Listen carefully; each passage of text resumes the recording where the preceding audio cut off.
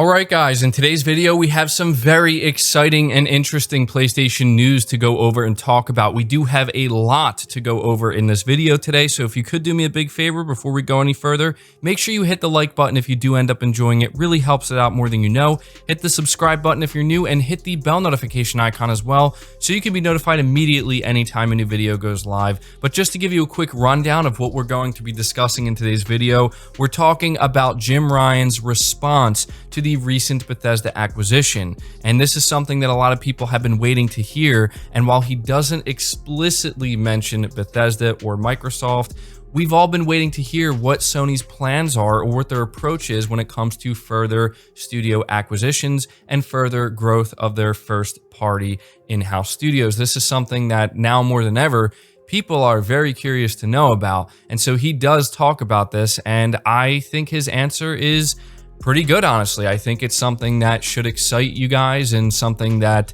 I think, just to put it as simply as I can, I think Sony's making the right choice. So we're talking about that. We're talking about Sony's expectations for the PlayStation 5, how they expect it to sell over 100 million units. They think it's going to sell over 7.6 million units by April 2021.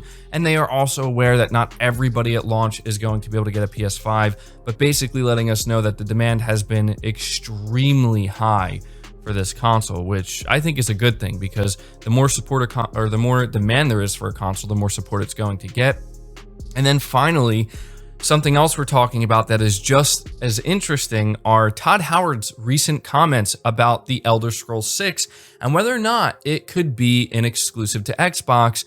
And his response is, it's hard for him to imagine. It's hard for him to imagine the Elder Scrolls 6 not coming to multiple platforms. So definitely going to talk a little bit about that. But starting here with Sony talking about their expectations for the PlayStation 5.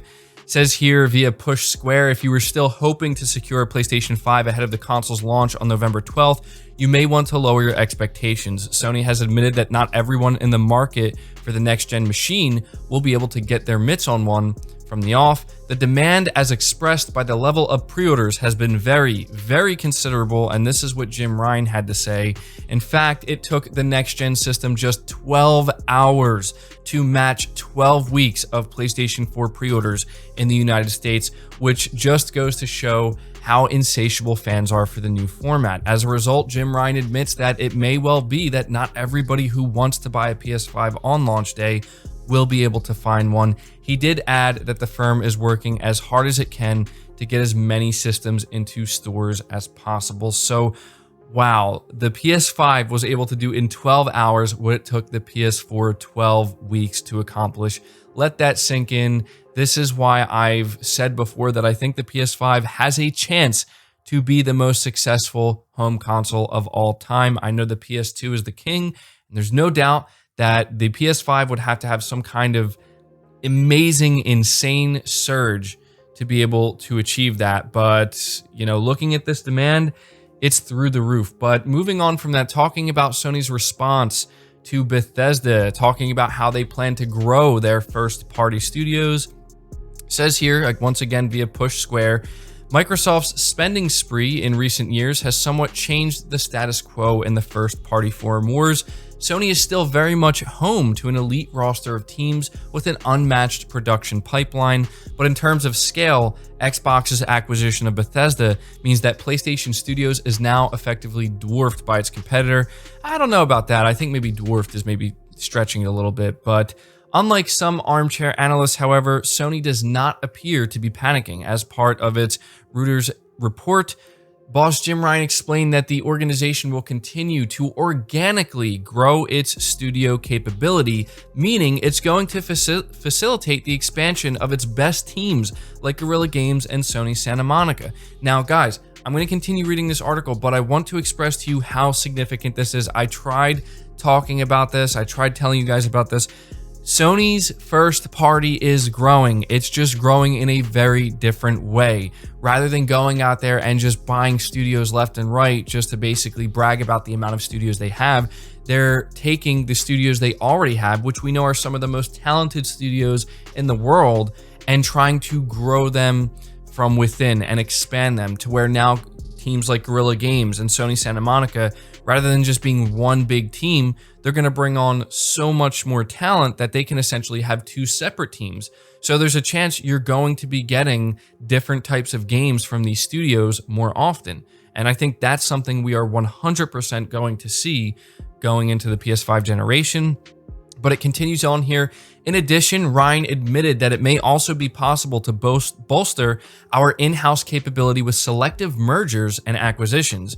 As has been the case for some time now, it doesn't look like Sony is going to rush out with its checkbook to buy up anyone that's available. It sounds like it's going to continue to cherry pick teams that it has an existing relationship with, which, guys, let me tell you, that is the smartest approach. This isn't to make it seem like Microsoft made a mistake with the Bethesda acquisition, because I don't necessarily see it that way. However, the idea that Sony needs to respond by going out there and trying to buy Ubisoft or trying to buy some other, big publisher just to match that Bethesda acquisition, I don't think that's the smartest approach for Sony at all. If you look at Sony's greatest strength, their greatest strength has been just that, cherry picking and then growing from there. And if you look at where their studios started, studios like Naughty Dog, studios like Sony Santa Monica, studios like Sucker Punch, even Sony Bend, you look at where they started, you look at where they are now and the trajectory of where they're going, I think it's safe to say that Sony knows what they're doing in this area. And it's not about quantity. That's something else I do need to emphasize right now. And another thing that we can take from Jim Ryan's comments, where you look at Microsoft kind of bragging that now they have 23, I think it is, first-party studios. That's great, but that doesn't really mean much to me if your only focus is the reason why we want 23 studios and we want to have the most studios is to pump out content as rapidly as we can to grow Game Pass.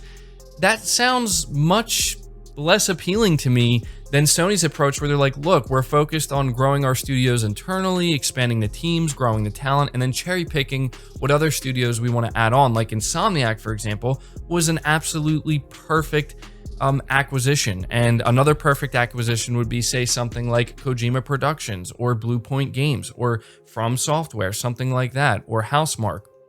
That's the kind of stuff that I like to see, because Sony is going for a quantity and quality approach. Like, they want the best of both worlds, but it's very clear to me that quality means more to them than anything else. And that's what means the most to me at the end of the day. So yeah, just had to make you guys aware that this is Sony's first response to the Bethesda acquisition. And essentially what they're saying is we're doing the opposite. We're not rushing out there, spending billions and billions of dollars on some massive acquisition just to say, look, we can do it too. No, they're focused on growing the talent that they already have. And if they do decide to bring on another studio or multiple studios, they're going to be ones that fit perfectly within Sony's, umbrella. So with that being said, we are going to talk more about the PS5 and the expectations that apparently Sony has for it. It says, speaking during the company's second quarter earnings call on Tuesday, Executive Deputy President and Chief Financial Officer Hiroki Totoki said Sony expects to launch the PS5 in great shape. He said this is due to the console's appealing software lineup, the strength of the PlayStation brand, our preeminent game ecosystem, and our cohesive gamer community. Echoing recent comments from Sony Interactive CEO Jim Ryan, Totoki said that the company expects to sell over 7.6 million PS5 units by the end of its fiscal year on March 31st, 2021, outperforming the PS4's launch. So that's pretty crazy. Sony expects that the PS5 is going to outdo the PS4, and I don't blame them. It really does look like that's what's going to happen. Continues here, given this forecast, Totoki was asked during a Q&A session whether it's possible PS5 sales might exceed the 100 million units that the PS4 achieved. PS4 has actually shipped over 113.5 million units as of September 30th, 2020, according to Sony, and Totoki said the company is aiming to surpass the current gen's console lifetime total. Yes, it is a challenge, he said, but we are very eager and committed to succeed and surpass the aggregated unit sales of the PS4. So there you go. As I said, some very high expectations that Sony has for the PS5, and rightly so. I think all signs are pointing towards an extremely successful console generation. There has been a lot of negative rumors surrounding the PS5. There's been a lot of pushback against it from certain corners of the internet. But those of you who've been following the PS5 journey, I guess you could say up until this point, you know that the hype has always been there. It is still here, and it's going to remain there as long as Sony continues to do what they do best, which is produce great hardware, continue to improve on that, continue to try to innovate in areas such as what they're doing with I/O throughput, the DualSense, but most importantly, as long as they continue to double down on their first-party and exclusive games, then I think they're going to have a very, very successful generation as well. But to close out this video, we are talking about Todd Howard's recent comments about Bethesda games and whether or not they're going to be exclusive, specifically the Elder Scrolls 6. Todd Howard has said that Bethesda and Microsoft haven't decided what their approach to console exclusivity will be. Speaking to GamesIndustry.biz about Bethesda's acquisition by Microsoft, the Fallout and Skyrim director said that the two companies haven't gone through all of that, but that it is hard to imagine not launching the likes of the Elder Scrolls 6 on multiple platforms. Howard makes it clear that the details of the deal are not final yet, with the acquisition not expected to complete until next year, but suggests that Bethesda will continue to have some control over its releases. We do view it, and always have, by ourselves on a case-by-case basis. We'll do that as part of Microsoft as well. So, some very interesting and frankly telling comments from Todd Howard. Now, at this point in time, we cannot take anything that comes from Phil Spencer or Todd Howard as this is what it's going to be set in stone, because as they both have said, is that this is a deal that's still in the process of being made, and so they cannot talk about these details as if they are set in stone yet. But look, Phil Spencer has yet to explicitly say that we plan or we hope to make these games exclusive to the platform. In fact, he said he won't be able to say that because right now it's illegal to say that. Okay, now would he like to be able to confirm that? I'm sure he would. But if what Todd Howard is saying is anything to go by, and you look back to the original statement that Microsoft put out, they made it clear that they're not trying to take games away from players. They're trying to grow Game Pass. And on top of that, Bethesda is going to remain completely autonomous. Like, they're going to be in control of their publishing and what they do. Look, to me, this is Todd Howard basically saying that when we sat down and we talked to Microsoft, when Todd Howard and Phil Spencer were talking about whether or not this deal could be a reality, to me, like, what I'm getting from this, and I want you to understand, I'm not a huge fan of Bethesda games, so it's not like I'm saying this is like, I want this to be the case. I'm just saying what I take from this is he basically made it clear to Phil Spencer and Microsoft that if we're going to be part of Microsoft, we're going to have complete autonomy. We're going to be able to decide what games are going to be exclusive where, and whether or not we want to publish on all platforms. And that was pretty much, like, I'm just assuming here, but that's what this sounds like to me. Like, they would not agree to be sold to Microsoft if Microsoft didn't agree to allow that to happen. Now, maybe it could be like a hybrid type of deal where it's like, you know, maybe as he's using the terminology pick and choose, right? Similar to what Phil Spencer did. So maybe this is one of those things where they're going to decide as they get there, where like maybe the Elder Scrolls 6, maybe that's not going to be exclusive to Xbox. It's just too big. It just makes more sense to release it everywhere. But maybe something like the next Doom could be maybe like a timed exclusive for a year, or maybe even just remain a permanent exclusive potentially, you know, on the Xbox ecosystem, something along those lines. But look, I guess what I'm trying to say here is there have been a lot of, like, you know, hardcore Xbox fans who have really been digging their heels into this and saying like, no, all future Bethesda titles are exclusive to Xbox. That's just the way it is. All you PlayStation fans, you need to accept it. You need to come to terms with it.